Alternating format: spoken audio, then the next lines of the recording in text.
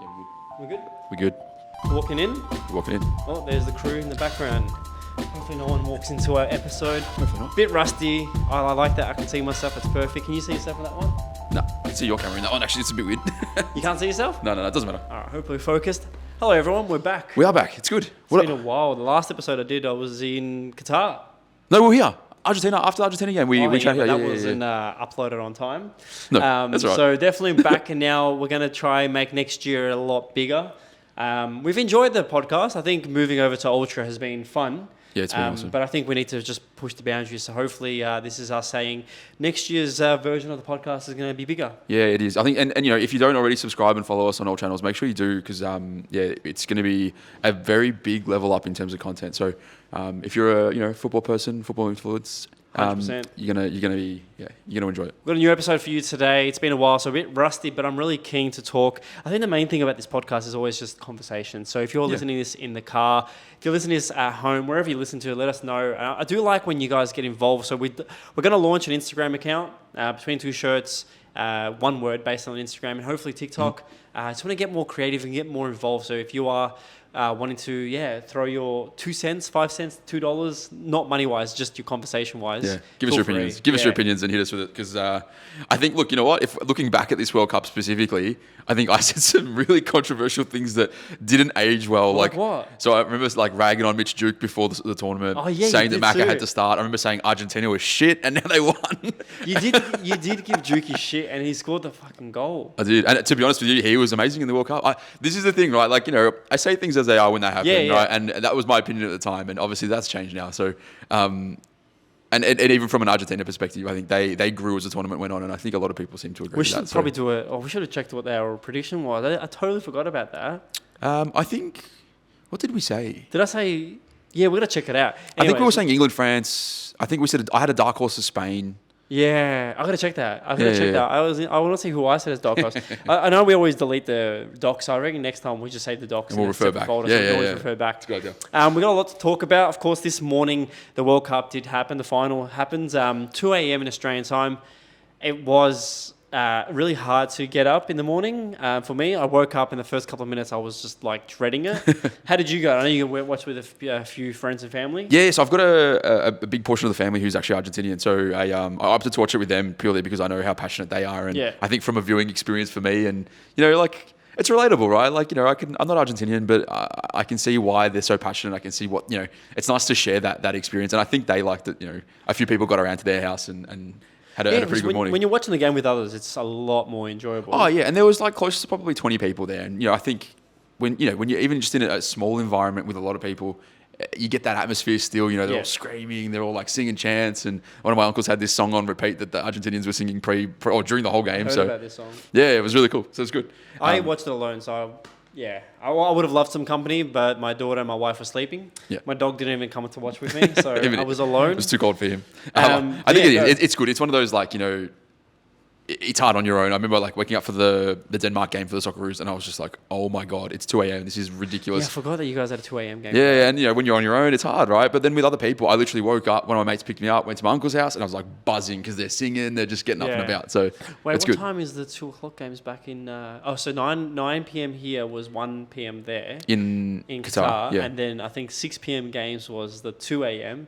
and then the 10 p.m. games was the 6 a.m. games here. Yeah. So I really enjoyed those 1 p.m. games back over in Qatar because it was like pre-lunch. So we watched all these games, then went to lunch, and then had training. So it's like a nice routine about it. Yeah, that's cool. Man, I have to say, like, undoubtedly this World Cup was enjoyable. I think so too. The football was great. I think copped a lot of backlash, obviously, for obvious reasons, coming into the World Cup for all the the bad political reasons. Bad things that happened. But you putting that aside, which I know is probably not a good thing. What a tournament! Like, the games were incredible. The football was good. There was so much drama, which is, you're going to probably back one, maybe two countries in a World Cup, right? Like, when you're a neutral fan, you get that experience. It's like, you can't beat that. No. Look, I think it was a great World Cup. I think being there sort of got me a little bit more interested in the World Cup, seeing the sort of vibe. I've never been to a World Cup, so I have been told it's not as colourful as the last ones, and I'm just saying as a pun for the flags. Yeah. They're not allowed at the World Cup. But I think in general, the World Cup itself, being in an Arab country, sort of in the Middle East, it did offer something different. Yeah. I think Qatar itself isn't as vibrant as the other Arab Middle Eastern states. Like I think if you went to, I would say, again, Egypt is more African nation than it is the Middle Eastern, but like you don't really get that cultural sort of difference. But the whole, seeing what they wear, hearing the prayer calls in lunch and at night, sort of embraced, you got involved with the culture. Yeah. I don't think you really see that on TV apart from the gentlemen wearing their outfits. I found out the name of those actually. Yeah, what are they called? Oh, what is it? I blanked. But I think that was for me, like I got really involved and like I kind of understood why alcohol wasn't being sold. And a lot of the locals like that I got to speak to just were really nice people.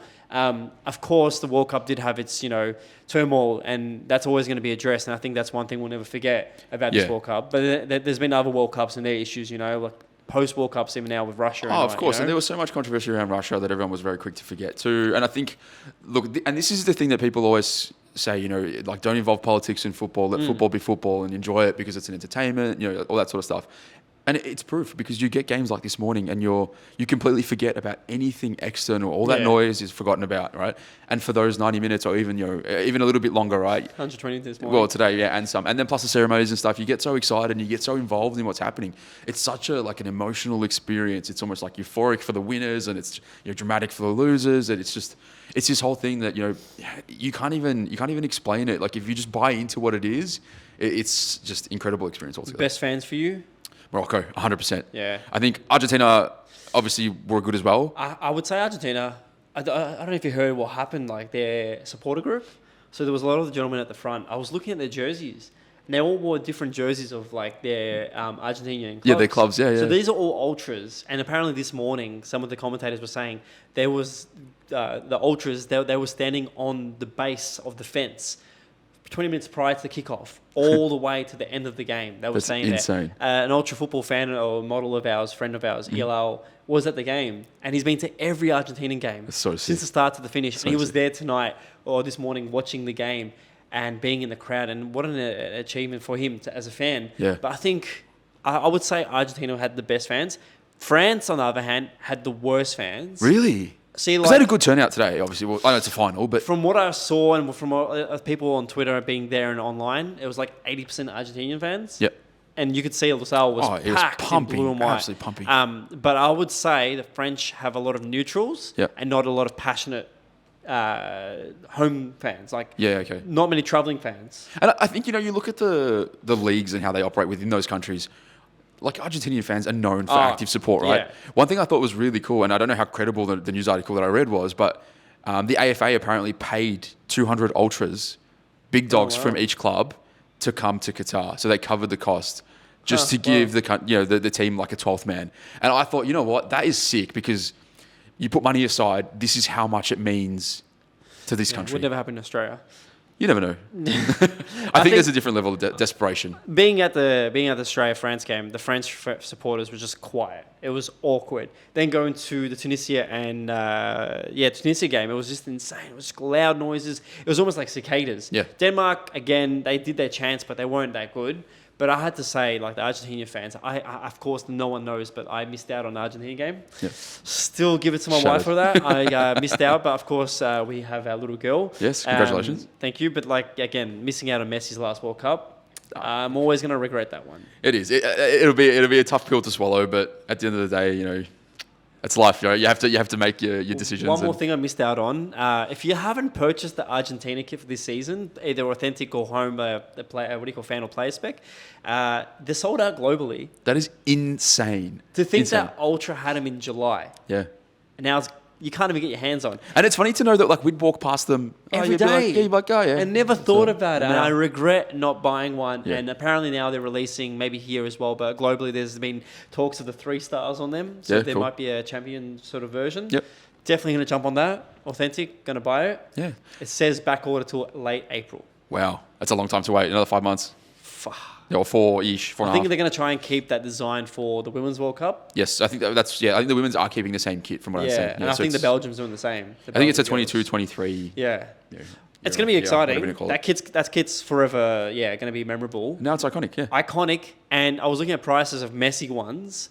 They are up to $500 on StockX. Yes. I can't believe this. Yeah. If you have a Messi jersey from this year's and authentic, don't sell it. But if you are looking to sell it, I'm definitely keen to buy it. This is a good, it's a thing, right? Because it's hype now, right? So you're riding that hype wave. So I'm sure Messi, Argentina shirts in general, maybe even Maradona ones and stuff, they're going to peak. Yeah. Right? And, probably the best time to sell. If you're going to sell it, probably sell it now. That's why I'm still keeping my PSG jerseys from the past, because when they win the Champions League, then I'm selling them. Yeah. Self-plug. Go Marketplace. PSG Marketplace. Yeah, jump on. Go PSG. Sell your Messi kits. Did you watch that video I linked? No, not yet. All right, watch it now. So I don't know if people know, if you're a YouTuber fan, of course, Castro, look at this moment. So basically, he's at the game.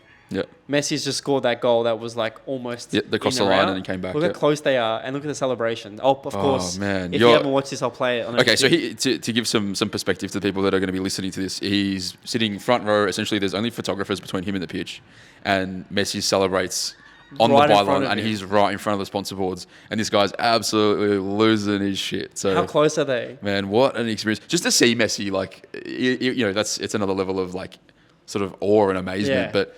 Man, to see him score like the goal that gets you, that you thought was going to win you the World Cup. We'll talk about that soon. So like that whole moment, like for me, I think that's why I put it in there. To have Messi like at his last World Cup being that close to you. Yeah. As a photographer as well, those photographers were so lucky. Can you imagine like some of them just being noobs? Oh. What a moment that will be. Because I think not many people will know. Alex has this white wall theory that we constantly refer back to, but the fact that having someone iconic can make a photo or a piece of content that much better because you're going to engage because it's Messi, right? An out of focus photo of Messi is a lot better than a focused photo of someone in the A-League. It's always going to be the perspective of it. But I have to say that moment, Messi running, and the whole game. We'll talk about the game. Of course, if you are listening to this, make sure to follow us on our socials. We'll make reels. So next season of this podcast, we'll go season 2. Yes. We'll have a lot more creative stuff for you. Did you see the ITV crew outfits? Yes. Did you see that photo? There's no photo in my document. I haven't uploaded it. Yeah. My phone's over there. Quickly go to my Instagram. Mm-hmm. So for people watching this, I'll cut the reel soon, and when Paul sees it, go to my story and then find the ITVs, Ian Wright and Gary Neville. Let me know when you got it. So basically, ITV posted this photo, Ian Wright, Roy Keane and Gary Neville. Mm-hmm. And these guys are, of course, commentating for ITV back in England. And they're at the World Cup final. And they've got 3 different outfits. Yep. And I love this photo so much. As when I went live during the game, I retweeted it saying that the 3 players represent 3 different parts of my life and my fashion choices.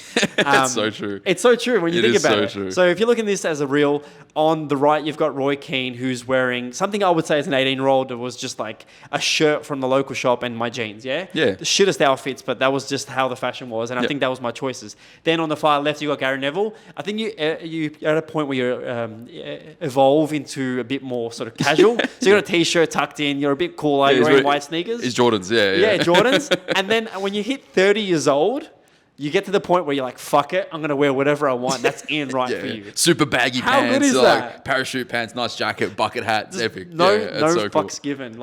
I love that, and I think that's the best part about that photo. Oh, man. It's a whole vibe. Would you agree with that? Yeah, 100%. It's almost bang on. I love that you broke it down into eras too, because it's so true. You do. 18, 25, Yeah, 30. it just makes so much sense. It's just... it feels weird because it's like, how is this in one photo? It looks like you're looking at different timelines. Let us know in the comments below, of course, this being real or on YouTube. Let us know what you think. Do you agree with that theory right there? Check it out. You have to check out that photo. All right, we're into the next part now. So we'll talk about the World Cup itself, stats and stuff. So the game itself, so the World Cup in general had the most goals at a World Cup. Most goals scored. Most goals scored. Wow. This morning, 6 goals basically took it over the limit, over the top. That's incredible because I think coming out of the group stage, midway through the group stage, there was this stat. It was, the least amount of goals. I didn't add to that stats, but if there's any more you want to find out, go ahead. But yes, go finish off that. I just find that incredible to know that it was like so slow to start, but ramped. Yeah. And I guess, that just goes to show kind of how the tournament played out. Maybe, maybe it was the teams that weren't going to go so far just parked it and just blocked up so you can't score too many goals. And you look at Saudi Arabia, Argentina, for example, right? So who was that game that was scored like 6-2, was it? 6-5? England, Iran. Yeah. That was the first game for them as well, yeah. And of course, the final itself being the biggest attended game. Pretty cool. What was the attendance for the game? You're gonna have to go on FootMob, but that was the stats I was listening to this morning. So basically, I think one thing people have to understand is Lusail, the stadium itself is massive, 80,000 plus. I think it could fit. Oh, it's crazy. Insane for a World Cup, but the stadium itself is just 88,966. 88,000. Now the Qatari Football Federation are going to host the Asia Cup final in tournament in 2 years, 2024. Mm-hmm. So if you're Australian and you want to attend these stadiums, definitely go to the Asia Cup. I'm keen for that. It's going to be amazing. Yeah. But let's talk about the actual. You want to talk about the final in general, and then we'll talk about the best and not. Yeah, let's talk about the final. I think what a roller coaster.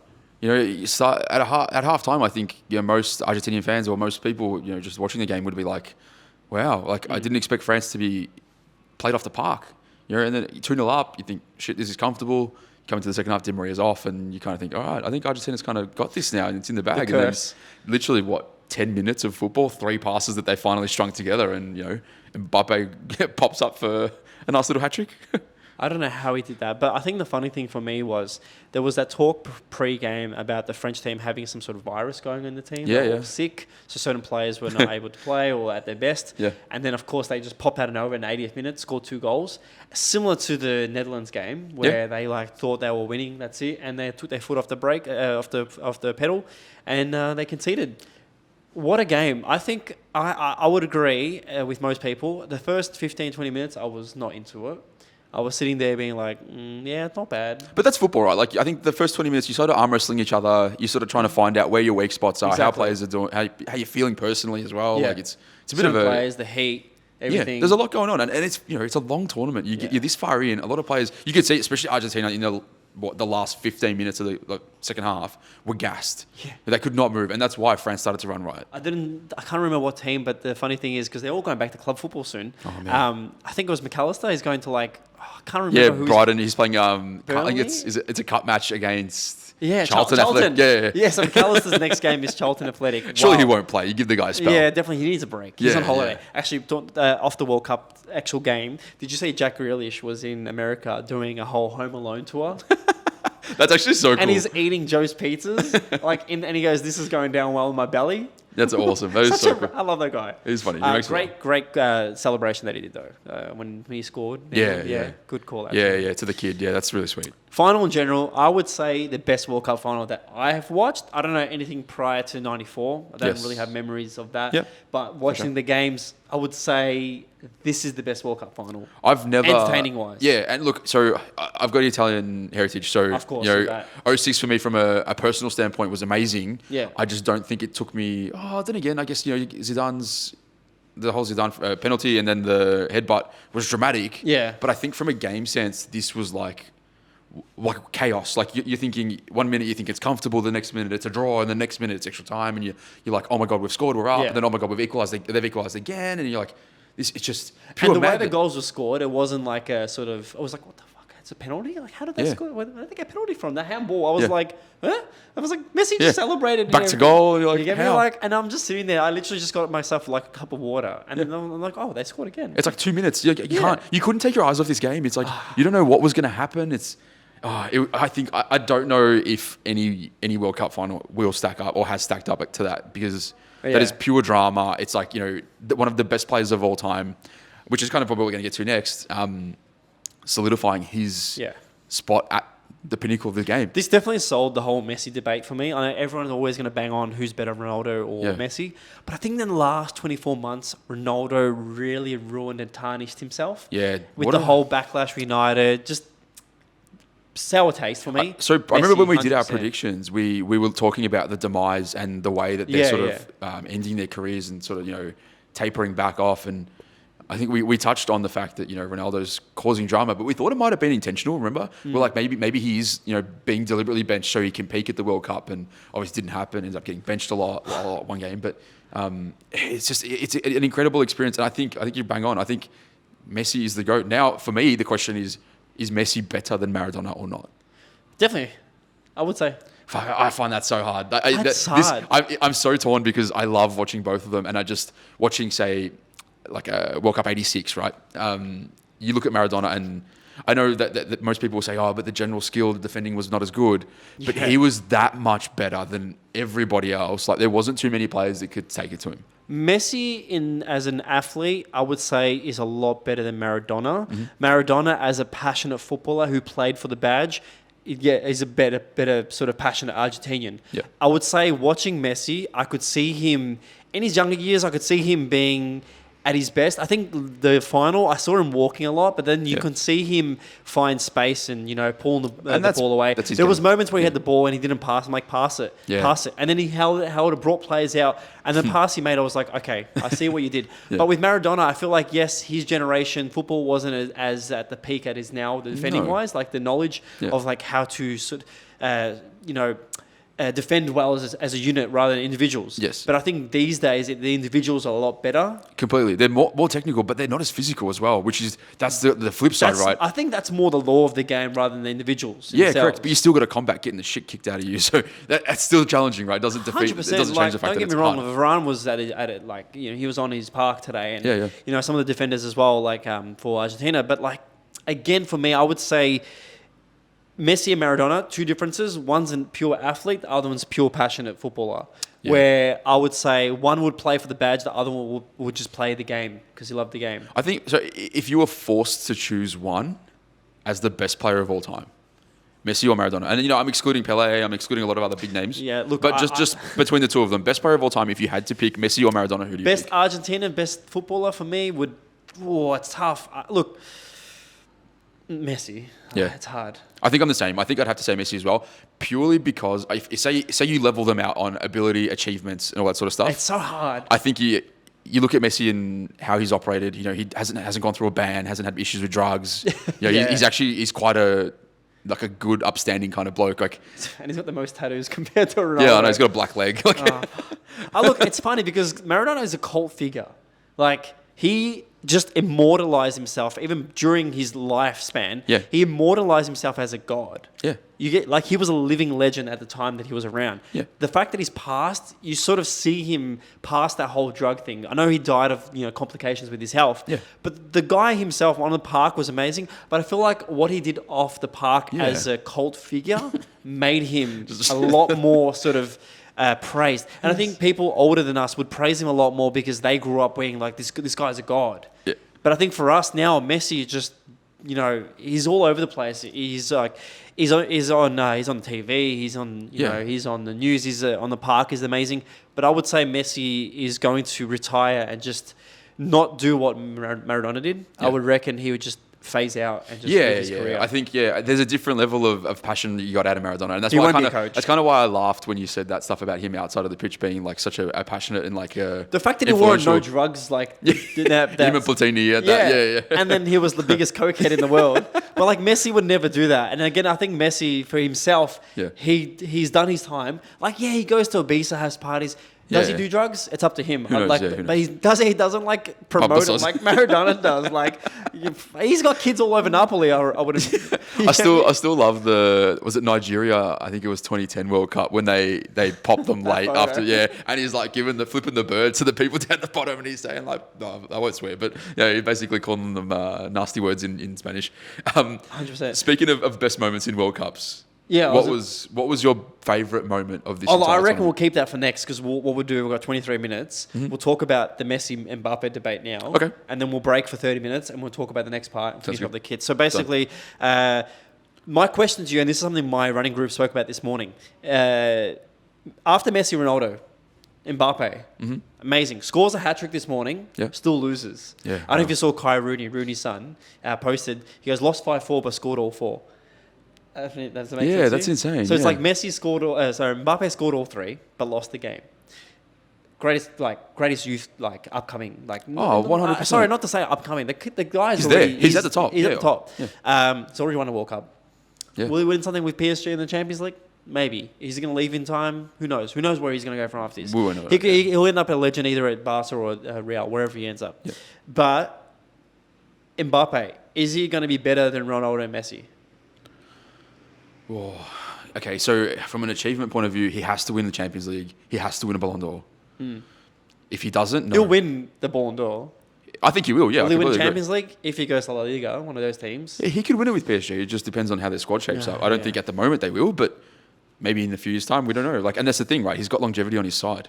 There was that nickname I saw of him this morning. It was like PayPal, they call him. It's like, it's Mbappe. Yeah. PayPal. It's like PayPal. Because he has all the money in the world. He can just do whatever he wants.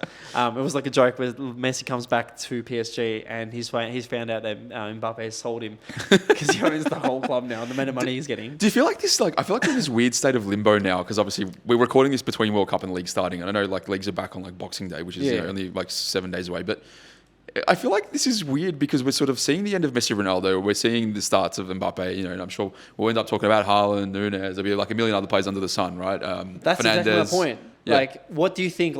I'll tell you my part soon, but what do you think? Do you think Mbappe will reach a higher limit of professionalism compared to what Ronaldo and Messi we've just witnessed in our generation? I think, I look at the playing styles mainly, and I'm sort of I see a bit of Ronaldo about him. I don't see... I don't know. I think I just love the way Messi operated as a player, and I find it hard to compare and say I think he's going to be like that.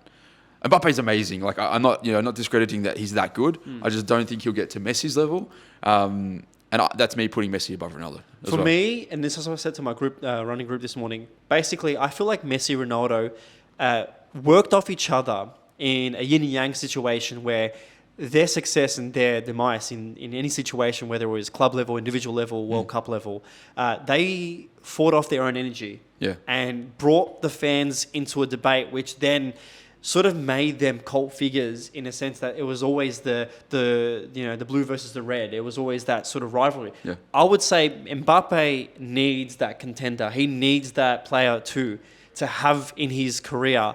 Otherwise, he will just go on and become a sort of footballer that's great, but never immortalized in that situation for a debate where it's like the Neymar situation. Neymar's a great footballer. Yes, he's had a bit of an issue with his tantrums and stuff. Yeah.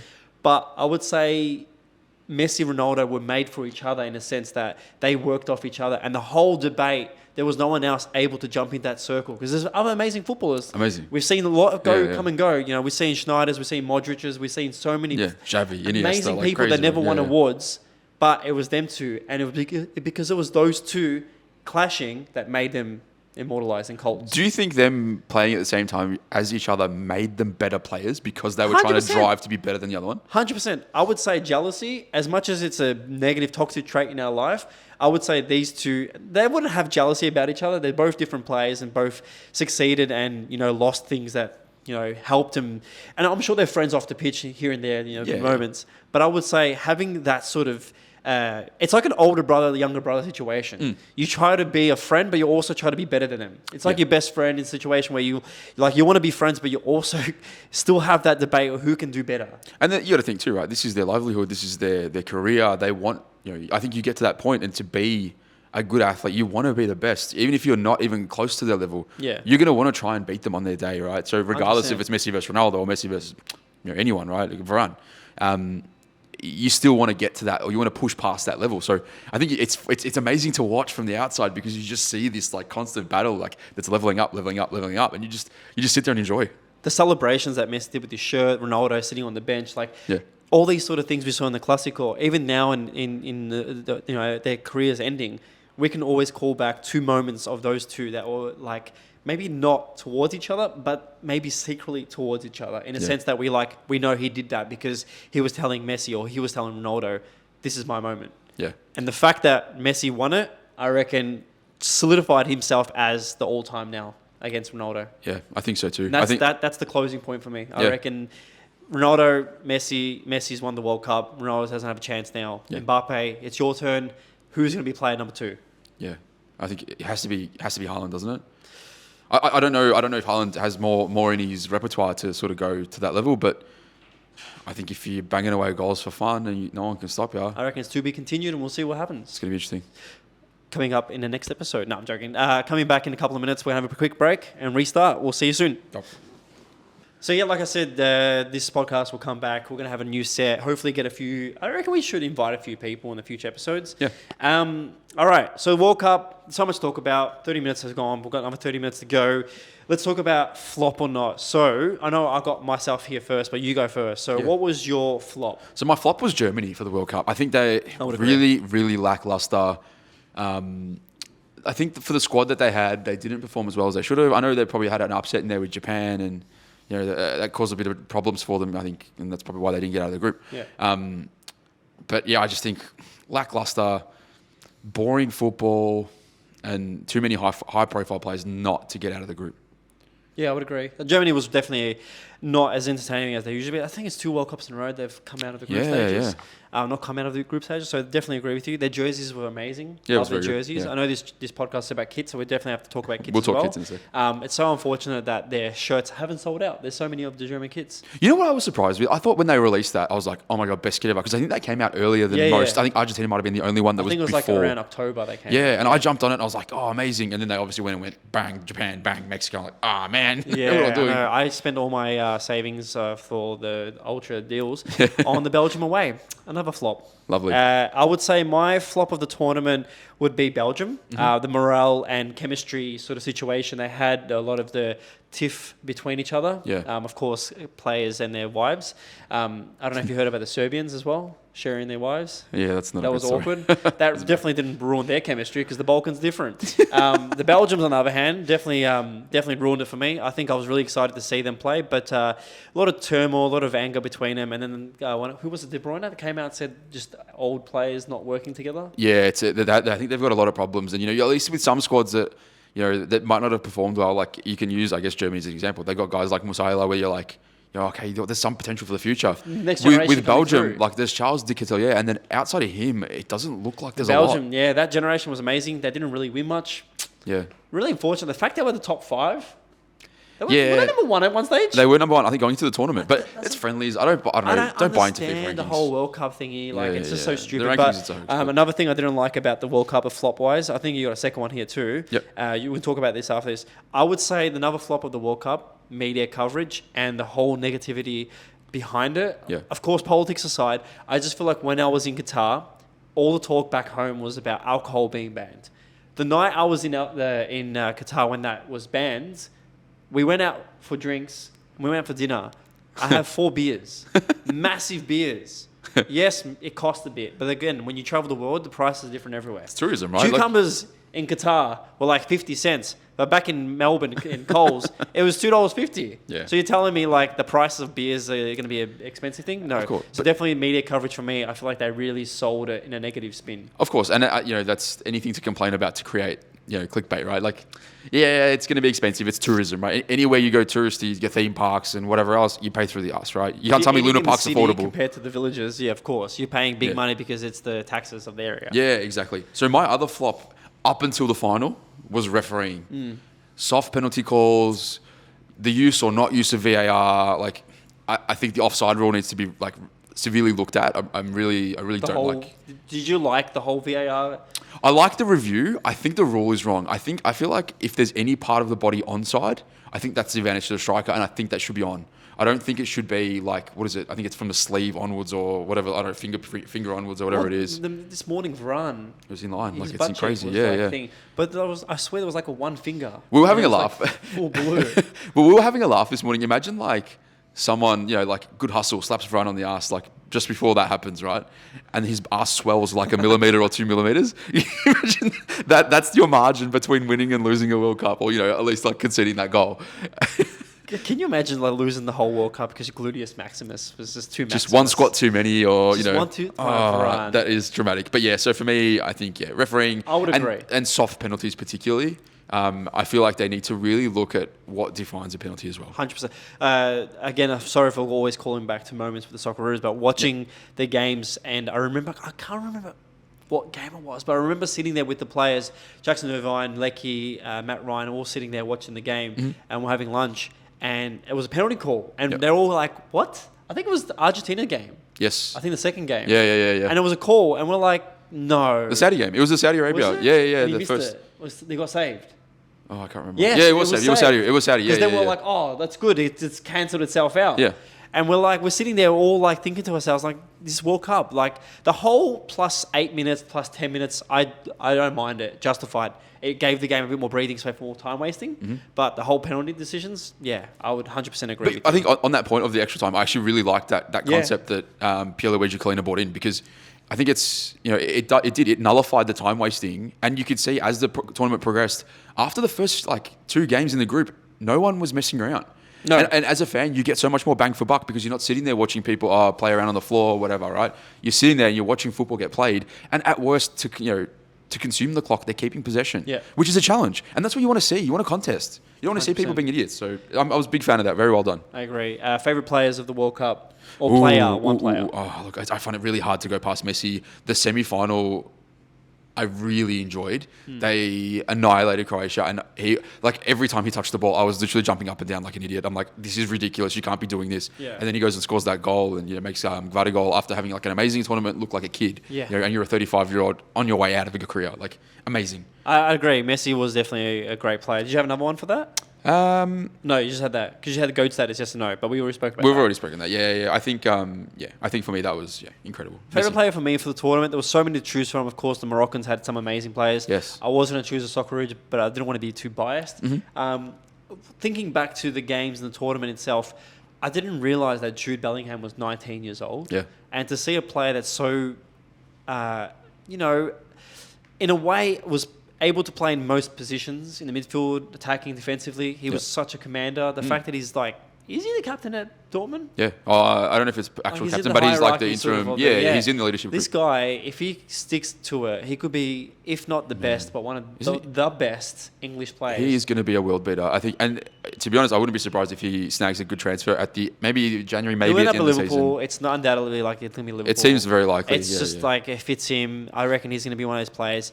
I just don't wish anything upon him like in an English way where they hype a player up and he just becomes such a they're going to hype. They're going to hype him up. It's every. But I just feel like the next Euros is their time. Like this English squad, like they've gone through so many versions. Like Beckham, amazing player. Like that generation of English players, you can't go. Scholes, Gaza, like that generation, Shearer, of course. Like crazy. even what's a striker that played at Barca? Oh, Barca.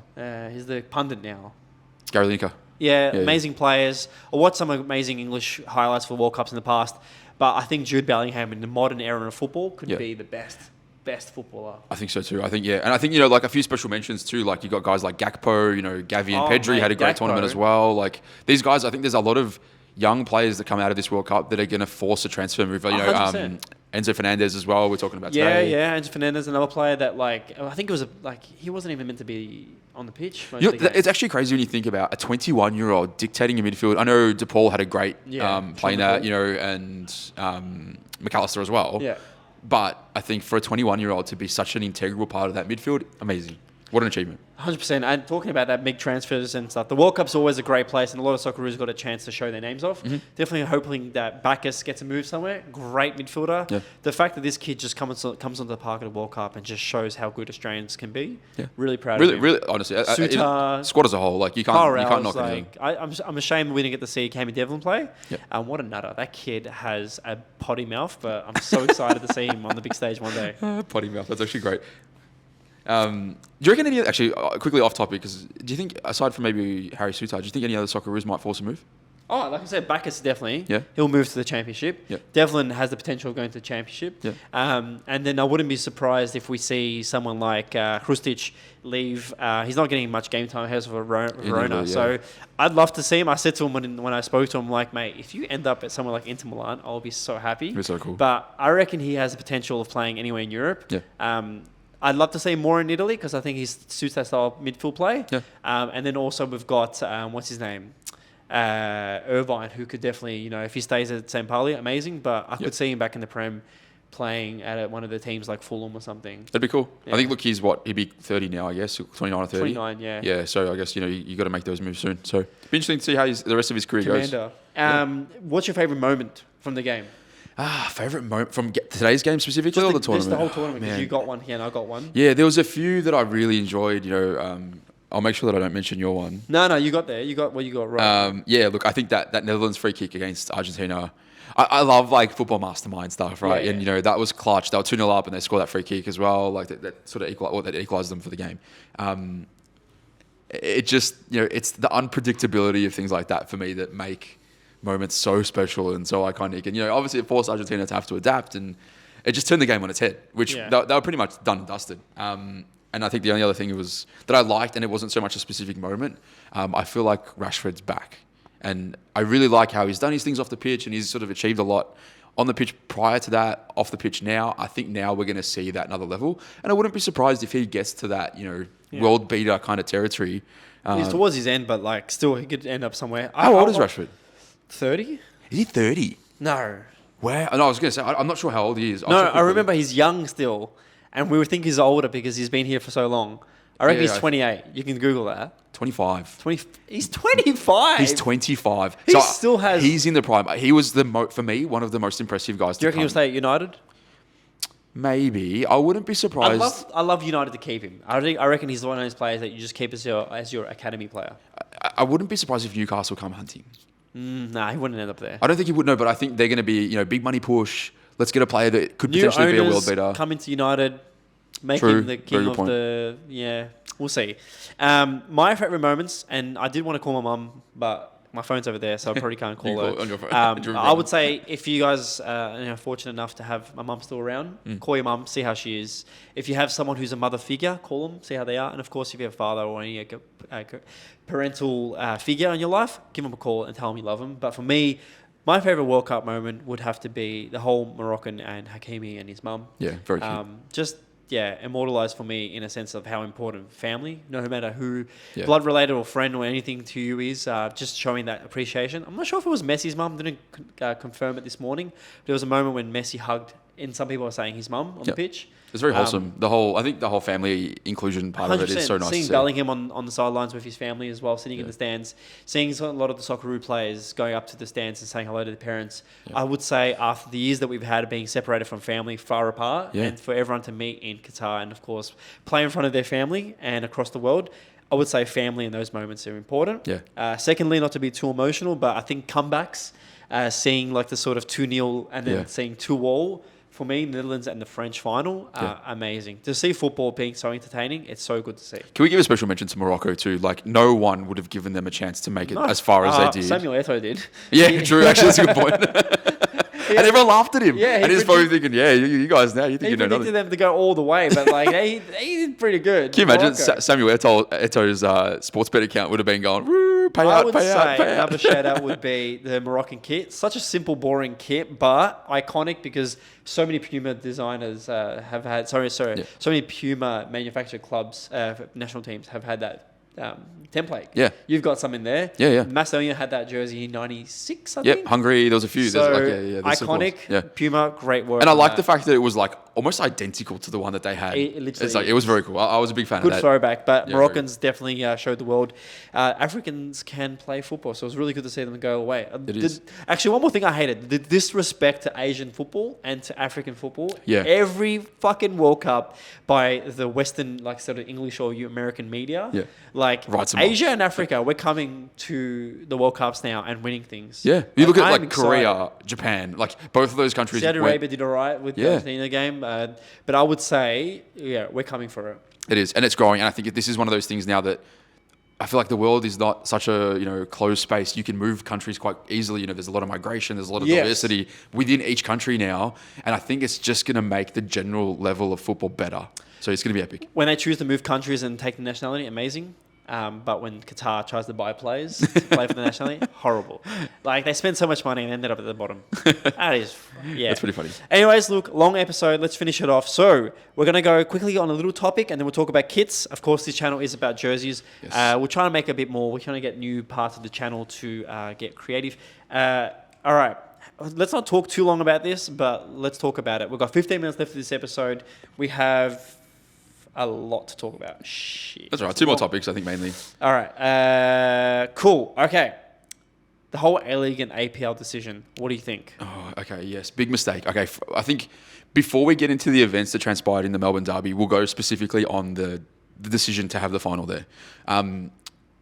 For me, I understand it's obviously a financial decision, and I try to be as realistic as I can about, where the league's at and, what we need to achieve. I don't think, we've complained about attendances for years with the A-League, and it was coming to a point where I think this season had been very good. Yeah. They were getting good numbers. Last season was very good as well.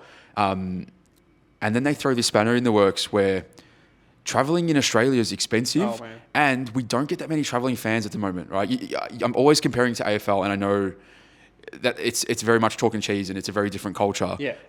But people from Perth, for example, traveling to Melbourne for an AFL grand final have no problems. They're going to do it. They're going to spend the money because there is 80,000 of them, say, for example, that are members of a club and whatever. We're not pulling that kind of crowd yet, and I think we need to be realistic and understand that we need to have a home final based on merit purely because you're going to pull the numbers, right? Surely tickets and bums on seats in a final is going to be more valuable to you than an empty stadium with, 1,000, 2,000 people. Yeah, 100%. I know it's $15 million and a game's probably not going to make you that over 3 years, or $12 million or whatever it is. But I think it's just so much more valuable over those 3-year period to work on making that money for the fans or through the fans. And, there's just so many things wrong with it that really frustrate me. And I'm quite happy to see the boycotting component of it. What is your take? Because I know obviously you're in the inner sanctum to a degree. Like I said, it's pretty expensive to just live in general. Mm-hmm. Being in Sydney, it's expensive, and I kind of see them getting money for the tournament itself. I'm not a massive fan of finals in the club sense, the World Cup sense, but then of course the FIFA have announced they're doing a Club World Cup now every few years, and it's just like, Jesus, you just want to make more money, and that's just where we're going with society. I think the profit is always going to be more important than emotion or relationships with the fans. One thing, I had it in my head, but I've completely forgot about it. But low attendances, that's what I was going to say. So during the whole World Cup, we sort of unified. Mm-hmm. And I love how the media were like, flares, wow, colour, beautiful. And then out of nowhere, victory just ruined it. Flares is now being seen as hooliganism. Mm-hmm. A lot of my UK friends message me. Ollie messaged us as well. Mm-hmm. But they're like, oh, you guys are going through what we copped in the early 80s. Mm-hmm. And I was like, you know what? It's funny because English football reformed itself. They announced the English Premier League. Mm-hmm. But how many times can we have the redesign of an Australian football league? How many times can Australians come out of a Phoenix situation from the ashes and become that sort of unified society of football? And I know you're not referring to Wellington Phoenix there. It's just a Phoenix. But some people don't understand what Phoenix means. But I feel like the whole reference of coming out from the ashes. Yes. We've done that too many times. We have, but does it need to happen again to sort of restructure or revamp where we're currently at? Because I don't think we need to restructure or revamp it. I just feel like we rushed too fast. To me, the problem now is that you had all these people that were committed to the league and that were diehard fans are now turned off the game. Yeah. How are you going to reinstate that trust and belief in a team and a league and still gain new fans and new spectators? Like that's so hard. That's a bigger task than we've had before. The fans were coming back. That's Correct. the thing. Like Correct. City games were getting busy. Western Sydney were coming back. Everyone was coming back. Of course, Perth had their situation with the stadium, but they were coming back. Mm-hmm. Everything was going back to some sort of understanding of a love for the game. And of course, Australia is such a different country to other countries around the world. There's so many biased people in this country. The second the victory situation happened, the cricket fans, the rugby fans, all these nuffies of against football nature came out and started commenting and tweeting about, here we go, the football people are happening again. Yeah. And that's what I mean. That's the biggest problem in Australia. And it's such a minority too, which is even more frustrating. Like you have that whole end of the stadium at most victory games jam-packed, and there was probably 50 of them out of 5,000 maybe that fucked it up for everyone. What do you think needs to happen? They haven't really released punishments yet. They've sent like a. They got till Wednesday. Yeah, they've got a clause or whatever they use to deny any affiliations or whatever. Look, it's going to be a long situation for them, but I think victory. We'll just have to own up. The APL will have to sanction some bans, but I think bans don't do much because apparently some of those people that caused that situation at the derby also were at the women's game. Correct. Yeah, and then there's rumours now that the live ban spectators are sneaking into games still, which is it's hard to police, right? Like we get it. There's not going to be Face ID or anything like that. But what do you think needs to happen, like to prevent this from happening again in the future? Because there's nothing. I feel like there's nothing that they can do. But I have an idea. I would say that. Similar to what Dortmund and Pauli, all these clubs have, where it's like a fan involvement. I would love to see an individual from every club nominated every year as the fan voice to be at APL present meetings. Of course, they have no say when it comes to money. No. But I would love to have them sort of being in that sort of circle, inner sanctum, to discuss and converse and have ideas. And every year have that sort of a fans representation at the club level, but also at the league level, and have their voice heard. I think that's a very good point. I think I know. I think from a club level, their own fans do have like a representative to a degree, right? Yeah. I think the problem specifically with Victory, maybe other clubs, I'm not too sure what other clubs, how they're set up. I think Victory seems to have sort of like a minor groups within, the collective, right? And a lot of those minor groups are big, not big, but they're like a substantial influence on the rest of the crew, right? I think having, too many chiefs, not enough Indians, right? It's that whole theory. There's not one leader that sort of goes and says, no, this is how we operate, right? And it's not someone that's going to give the club a good representation or, that reflects the values of the club, because I feel like they're so close to having something absolutely amazing, but there is these minorities that absolutely cook it for everyone in the league, right? Not just Melbourne Victory, everyone in the league. 100%. They need to nullify that. That needs to disperse. That needs to be one group, whether it's called OSM, whatever it's called, I don't care, North Terrace, BWB, whatever the fuck it's called. It needs to be one group led by one capo, right? And the capo needs to be a representative for the fans.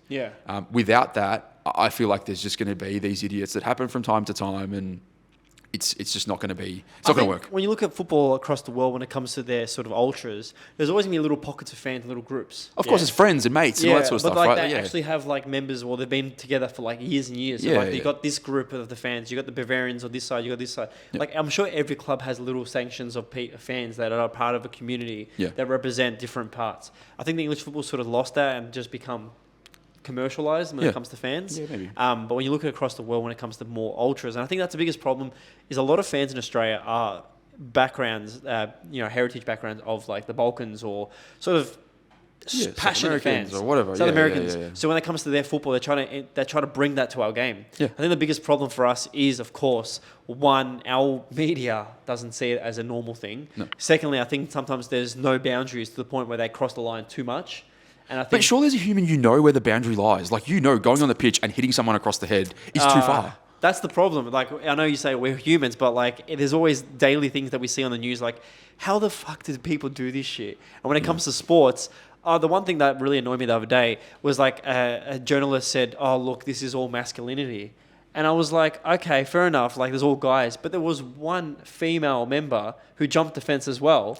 And I thought to myself, like, this is what I mean. Like, the biggest problem is people are going to start pointing out, oh, it's South American fans. Oh, it's the hooliganism. Oh, it's football fans. And I'm like, no, the biggest problem is, I reckon, is there's no sort of communication between each other. That they've just crossed the line, and now they're like, oh, what do we do now? Let's just find them. It's like, great slap on the hand every time. And like, I find that they're probably not going to pay. I feel like we never like sort the situation before it happens. It's always too late. It's always reactive. And now you look at the whole situation that the league is in. It's just like the league's cooked, fans are pissed because of this whole situation. And now they're all against each other. And at one stage, they're all friends.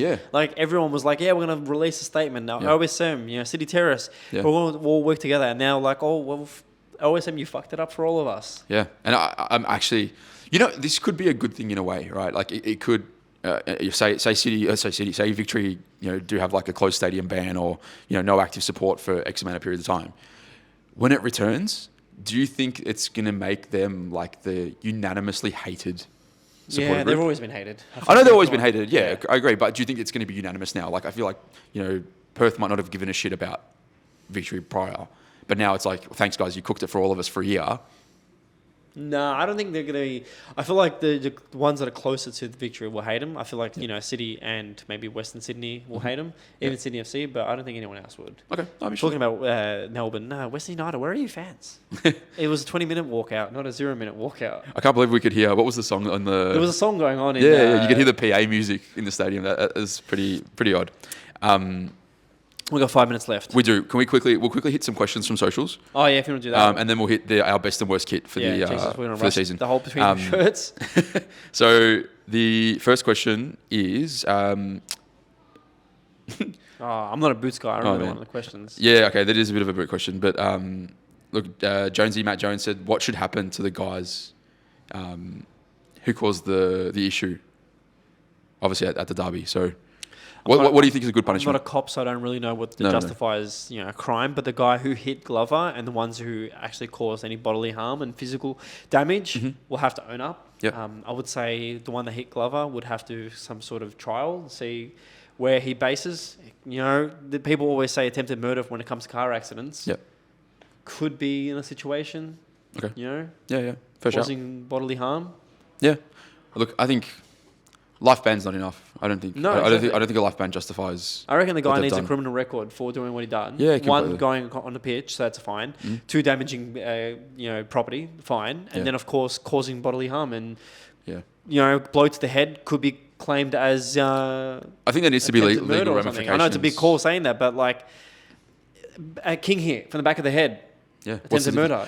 This is the thing, right? Like hypothetically, what happens if I know it didn't happen, but what happens if he's a lot worse than what he actually is? That's what I mean. Like imagine he hit his eye and he lost vision. Yeah, crazy. It's a big mess. I think. Yeah, I don't want to go too deep into this because otherwise we'll be here for a long time. Yeah, It's just going to be annoying. Boot of the year. I know you said you just mentioned then you didn't really go for boots, but boots. Boots. This is a boot. Look, I think this year in general. Great work by both Nike and Adidas. Yeah. Puma didn't really show up. No. Last year they did pretty well. This year, not real much. Actually, 2 years ago, Puma did all right. New Balance sort of came in with the Stone Island, a bit of a design, but I think Nike and Adidas. Who would you say Messi or Ronaldo's boot, like signature boot of the World Cup? I'm going to say Messi, purely because they won. Yeah, I think it's going to be remembered more. I think Nike, like seeing all these boots on the pitch, really amazing. Do you know this was based on an R9 boot? Yes. Yeah, so that's why I reckon these ones were great. Yep, seeing a lot of the Nike players in Socceroos wearing them and across like France and all, really good to see. They really stood out. I know that they haven't been formally released yet. I think Adi's dropping the Zidane Predator Accelerator. Yeah, it's been delayed for years. Is it going into next year now? Who knows when it's going to come out. Okay, so last I heard it was going to be released in December. So if it is technically still this year. And the other question is who would win out of us in a game of 2-touch? Out of me and you? Yeah. 2-touch? Yeah. In what way? Who would win? What's 2-touch? I mean, keep you up here. Yeah, kind of keep you up, but it's 2-touch, yeah. I reckon you would win. Do you reckon? Yeah. I feel like I'd fall over and hurt myself. I'd be the type of guy that tries something stupid, like a butt flick up or something. Maybe this is something for our next season. Yeah, Dan, we'll do it. Yeah, there's a bit of a teaser there. Yeah, send us I challenges. like that. We'll definitely There's do going to that. be some football challenges in there. And that's it. That's enough questions for us for now. So we're going to move into best and worst kit of 2022, and then we'll be done for the app. Yeah, I reckon we'll make it just in the car. We've got 8, 9, 10, or 3 minutes. All right, so the best and worst jerseys of 2022. This is the January to December period for me. And I'm going to say my best and worst. So my best jersey of the year, tough choice, but it was the Japan Nigo jersey, the pink and green. Only purely because I love the fact that Adidas released this in a player spec, the Heat Ready. Yeah, nice. And the fact that it's only available in that thing. It's on sale now for $130 on Australia website. Really good. I would say the only thing upsetting for me is you can't get your name sets for it. Like you only get what they sell it in. Okay. So you can't really customize it. Yep. Great jersey. The worst jersey, and again, Napoli just pissed me off, but their new jersey with Armani, I spelled this so wrong there, is the Christmas one. What the hell are they doing? I'm going to say, check it out. Really shit. I'm going to make a little reel. Check it out. Napoli, like we mentioned this before, Napoli need to stop taking the piss with kits. Like, we get it. We know, like, you're missing the mark on fan culture. You're just making an abundance of kits just because, you might sell 10 of them. I wonder if their theory is like, let's sell low quantities but make a heap of kits and make up the volume that way. They're literally just wanting money. They don't care about the design. Look, if you want to do a Christmas jersey, do something fun, but that is horrendous. I'd rather, imagine the Mexico kit from this season. That kind of is Christmassy vibe, but it's a bit Azteca as well. Make it a bit more realistic. What's this clipper? It's horrible. It is horrible. Right. I know they did that Maradona one. I think it was a couple of seasons back with Kappa. And then the Halloween one. Oh yeah, there was that cool spider one once. That was cool. That's the Halloween one. Oh, that was one. I didn't mind that. Horrible. I didn't mind it. If you bought that jersey, shame on you. Okay, so look, I mentioned it already, but my best kit for this year was the 2022 Mexico home shirt. Yep. I love a green kit, and Mexico for me, and there's something just cool about it. I think I mentioned in previous episodes that I find them relatable from a migration into the States kind of perspective. I find that similar to how my family, from Italy, migrated to Australia, and I think there's a nice connection. No, there. I love it. It's got a bit of Azteca vibe to the life. Yeah, Azteca vibe. It's modern. It's I liked the fact that Adi's ditched their old logo for the new one. It's cool. All round good one. For me, the biggest honker was Brazil 2022 really away. Hate this one. I really hate this kit. I mentioned it on another episode as well. Boring design, shit sleeves, leopard print sucks. End of story. Yeah, look, I think they had a great one with the home jersey, but the away one, not the best. I would love to see better for Brazil in the Women's World Cup. I think overall, kits have been a great sort of creative aspect of this season. Yeah. It's been good to see a lot of jerseys. Do you have your kit story? So, kit story. All right. Let me just restart these because I want to make these into reels. Oh, this is stop recording, so we've definitely missed out on whatever we said there. That's okay. We can reset. Oh, this one stopped too, so who knows when they stopped. 30 minutes, I reckon they stopped a bit early. All right, so... Do you want to go first? You go first. Okay. I'm just checking all these out. I'm just walking in front of the camera. This week or during... recently, right? We've saw the return of Mizuno in Serie A. So, Lazio have onboarded with Mizuno and created a pretty sick range. I'm a big fan of their home kit, actually. I've brought in a Mizuno 94 Gambro Saka. I think it's home or actually. I can't remember if it's home. I think it's home shirt. Yeah. I'm a big fan of this. With the Gamma Boy. Yeah. I love that vibe. It gives me like Sonic. You know, Sonic the Hedgehog. Yeah. It gives me that vibe. Do I know Sonic the Hedgehog? Yeah. Come on, man. We're 90s babies. Big fan. I don't know if anyone's ever rocked these kits. They run a little small, so if you do want to buy one, if you ever get that in extra large, I'll buy it. This is a large, and I think this is actually probably a bigger version than I've seen in most. Like, I think some of the ones I've had in the past have been like super small mediums, and I've like tried to squeeze into them, and I look like a bit of a marshmallow. I have that one J-League kit that you gave me, the Yokohama one. Yeah, the Love Kodak, so nice. Mizuno. But I would say this is the best one, just because of the zigzags on the collar. Cool design, and like Panasonic as a sponsor. You know, like back in the 90s, you know, that whole like electronic era with Philips, Sharp, like Panasonic was another one. Sony, they just... Is that available on the website? So this is actually a part of the next drop. So I haven't actually released this yet. So there's like I don't want to give too much of a plug, but the Boxing Day sale event that we're running here at Panenka is there's 140 new kits. This is one of them. Definitely give it a plug. What are you talking about? I think when it comes to jerseys, the J-League has some amazing ones in the 90s. Oh man, 90s is so cool. Kind of really wish that the J-League saw the potential. I know last season I did that promo with them. Yeah. The jerseys weren't the best, but I think now it's time for Japan to sort of... They're coming. Come through with that. Yeah. The Nigel one, like I said, amazing. Yeah. But I think this one's beautiful. Yeah. I think Japan, they seem to get fan culture. And I think they will come around. Like the whole league's with... I don't know, the whole league's not with Adidas at the moment, That's MLS. I'm thinking of MLS. That's okay. I think, look, they definitely get the fan culture element of kids. So I think we are going to see modern times more culty kind of Japanese kids come through. 100%. Today's kit story for me is this beautiful Socceroos kit. Now, fun fact, I just been doing a bit of research today. 1986 Socceroos, is that correct? Yes, correct. Charlie Uncos, Graham Arnold, Ange Postecoglou, a lot more. Yep. Has worn this. Is this player worn? No. Don't know. It's match prepared type. Love the Adidas originals. Love the whole collars. The material of it is amazing. Yeah. I would love to own this, and I'm so sorry for holding it in a disrespectful way. Chunky coat of arms. If you do buy this, please do not wear it. I saw someone recently wear the Spew kit in a friendly game, and I was pissed off because I was like, why are you wearing it? It's such an iconic kit. And he's like, why don't you? I wear my kids. And I'm like, this is iconic. I can't wear this. I'm not going to lie. So I got this in stock, and then I was... Did you get this through another seller? This was another seller in Australia. So I was like, Australia's playing Argentina. I'm like, do I wear it? I'm like, it would fit. And I was just like, I could not bring myself to wear it. I've got other Socceroos kits that I wore instead, but I was just like, oh man, like this is such a nice kit. It's so iconic. But yeah, do you wear it? I don't know. I feel like, the hard thing with 80s specifically for me is that we're both born early 90s. So it's hard to connect with that era. Yeah. Obviously, there's guys that will be in their 40s and 50s and 60s and stuff now that will still connect to this era. But I still think such an awesome kit. Like the Adidas trefoil is amazing. And that coat of arms, man, I don't think anything tops that.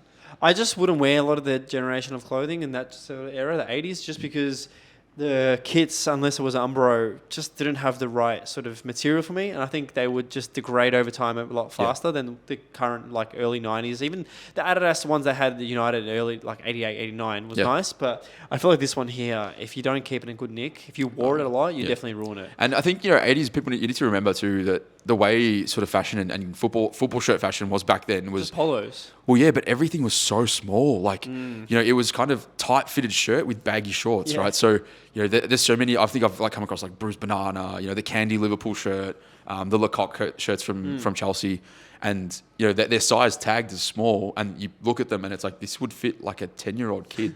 Like, it's insane. Like it is. It's super cool, but yeah. I would say, yeah, Socceroos have had some amazing kits. Their Adidas era was beautiful. There was a bit of a gap in between for the Kanga when they had the Spew kit, of course. Yes. People always forget it wasn't Adidas. But I reckon Adidas in Australia did really well. But then Nike, of course, made some amazing kits as well. Iconic moments because that's when the new generation, the golden generations came through. Definitely, yeah. But I would say out of all the Adidas kits, there is a lot to choose from. Of course, the iconic templates, I would say this is one of the best ones. Yeah, I have to agree with you. Like, I'm a big fan of sort of the 96, 94 shirts, but you know, I think this is definitely up there, one of the best. 100%. Yeah, that's it. We've got these Lazio ones you mentioned. Yeah. Oh, yeah. Sorry, we probably should have showed them. I'm a big fan of the home shirt for this. I think it's the light blue one that's sort of sitting at the bottom there. I'll grab. I think this is the third kit. I'll pull this one aside, and you can grab maybe the other two. Make sure. Yeah, perfect. We're good. Yeah, no, this one's pretty cool. Like, you know, Mizuno, I think they're trying bits, right? Like you can see the tech that they're trying to put into this, and it's not an overly complex cut. There's nothing too, you know, in terms of panels and stuff that do too much for this. Have you seen the paneling and the design on the embossing of the away third? Yeah, and that's what I was about to get to. I think the home and away are levels above the third. Is it third or training? Badge as well. Ooh, I love the badge on that one. Is it like that's the one that got him in trouble? Remember? Yeah, it is too. They have gone, very traditional with that one. Look, I think when it comes to Italian clubs and moving over to new manufacturers, like Armani and Napoli, like we said, horrible. But I think Lazio definitely did a great job with Mizuno. They're all their own unique templates. Like even if just a plain city, like sort of light blue, sky blue, sky blue. I love that collar. Look at that. Look at this collar. Look at the blue. Oh, the crew neck collar is epic. That is beautiful. But the fact that's something you can wear like any day, right? Like you don't have to be wearing football shirts. No, I reckon they've done a great job. It's a 3 out of 3. Yeah. They've done a really good job. The fact the blue in this is... Look at the gradient. It's got a gradient through the crest. It's fucking awesome. It's a deep thought. Yeah. You know what? I just realised the light blue and then they've gone navy blue there. Yeah. And then this one, of course, has got that mixture of blue. So... really thoughtful process. Yeah, props to Lazio. This is and Mizuno. This is a very, very good kit. Sponsor, I don't know, Binance. I know it's. It doesn't bother me. Doesn't bother me too much. At least it's somewhat subtle, and it's not overly loud in the kit. I'm new to the Mizuno modern era kits, but it's nice to see they've got it authenticated at the bottom. Yeah. I don't know if they have a player spec or a fan specs, but I do like it. Oh my god! I just realised the embossing is the eagle. Oh wow, that is very impressive. That is really nice. So the crest that you'll see on the third kit is actually embossed through the base.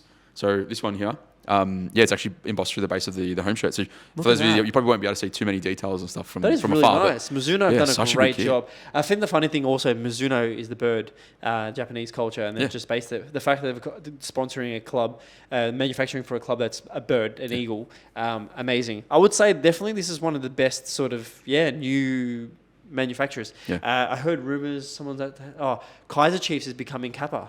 Wow, that would be cool. Because they used to have the iconic Kappa kits back in the past. And they're one of the kits I really want, the Kappa Kaiser Chiefs. Yes. I would love to see the modern era Kappa.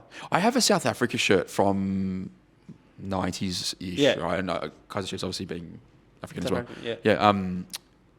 It's like a different Kappa design, like it's not like what we're used to with the skin tight and the super elasticy kind of material. It was very much like your traditional sports jersey, like from the 90s, and it's such a cool kit. Like it's gold and black and white, like it's out there. So I'm happy that they've gone back to that because I feel like there must be a bit of a connection there between. Really keen. I reckon out of all the things I'm excited for next season, like 23-24, it's definitely going to be the Kappa and Kaiser Chiefs. Yeah, fun. Just saw 3 kids wearing Argentina jerseys. How the hell they get Argentina jerseys? School holidays. Gonna try snag it off him. See if I can. Like Paul said, there's a pop up. I just heard what you said. There's a pop up coming in Boxing Day, so definitely come down to that. I won't be there. There's a FIFA competition. There's beers on tap, not tap in cans. There is like a FIFA competition. Hopefully, come down and show Paul who's better. Yes. And I think one thing I want to plug is it is a $500 prize. It's $50 entry for the FIFA tournament. If you're not playing, you can still come and watch. It's still going to be open.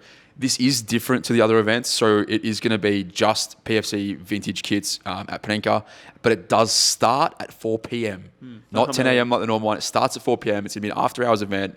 Come play FIFA, have a sick night. Even if you don't want to just come and hang, we'll be hanging around talking shit and having beers. So come, let's catch up. The last thing I would say is, we're doing these. We're doing these podcasts and hopefully get creative in the next few episodes. We're going to take a break over the Christmas period, come back in January. Yes. Monday's uploaded. If there's anything you want us to do, let us know. getting creative with the backdrops. We got some good ideas for Make sure to follow our socials. Yes, of course, Talking Shirt, PFC Vintage, and Between Two Shirts is going to be going live soon. Yes. All right, that's a long episode, an hour and 10 minutes, I think. Good luck. Jesus, enjoy. Let us know what you think, and we'll see you in the next episode. Stay safe, stay away from stupid people. Catch you later. Catch you later. Bye. That record?